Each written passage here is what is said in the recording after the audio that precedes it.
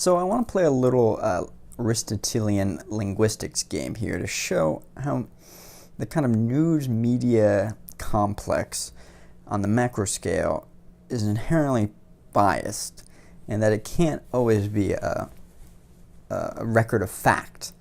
That the news we inherently digest on a daily, weekly, monthly, yearly basis is always going to be a distorted narrative from the truth, and why history is different, in retrospect than what it seems like in the present. And a good way of doing this, as kind of a path that was led down by Noam Chomsky, which is the use of words that we see, particularly in news media parlance.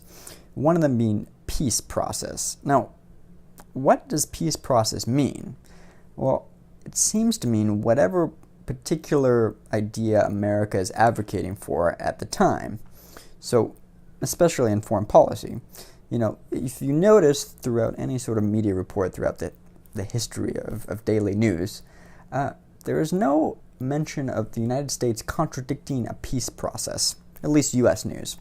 You'll never find the New York Times, the Washington Post, CNN, anyone or anything ever saying the United States is halting the peace process. Ergo, the peace process happens to be whatever diplomatic, initiative the United States is advocating for in that exact moment, which alone cannot be factual, right? You would think even in the sum totality of diplomatic, initiatives that the United States has advocated for in its history, some of them at least would have been stalling a peace process, even not out of maliciousness, but out of error. Just error as an E-R-R-O-R, error. And yet somehow the way the media reports it, that can never be the case. The media has never reported that in error the United States has stalled the peace process. Somehow the United States is always promoting the peace process with the Palestinians and Israel, or promoting the peace process in Afghanistan, or promoting the peace process in Iraq, is promoting the peace process in Nicaragua. And yet history shows us that in actual fact the United States has several times actively not been promoting a peace process.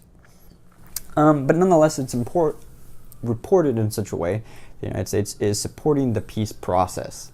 And this leads us to kind of a weird definition, not a technical definition of peace process, but a kind of de facto definition of peace process that we read on our daily news, that the United States is aligned with the peace process. But all that really means is that the peace process simply means whatever the United States happens to be promoting in that exact moment. So if the United States is promoting, Contras, it is for the peace process. If the United States is suddenly negotiating with the Taliban, it is promoting the peace process. If the United States is suddenly bombing the Taliban, it is promoting the peace process. The United States is supporting Israel, it's supporting the peace process. If it's backing the Gaza Strip, it's supporting the peace process. How can this always be?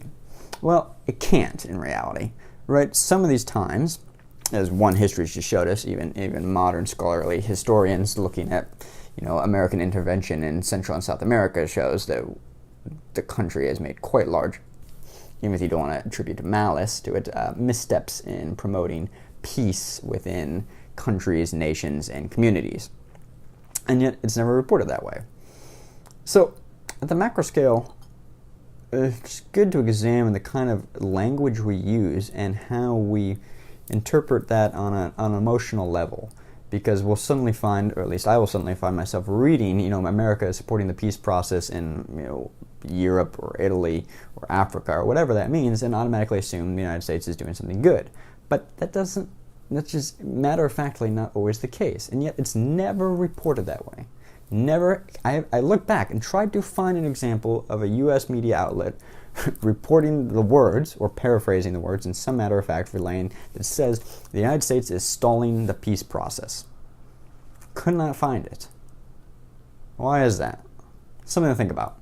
Anyway, if you want to tune back in tomorrow for a regular video, that'll be back to normal. If you want to watch another one, click around. Thanks as always for watching, guys. Subscribe if you want. See you tomorrow.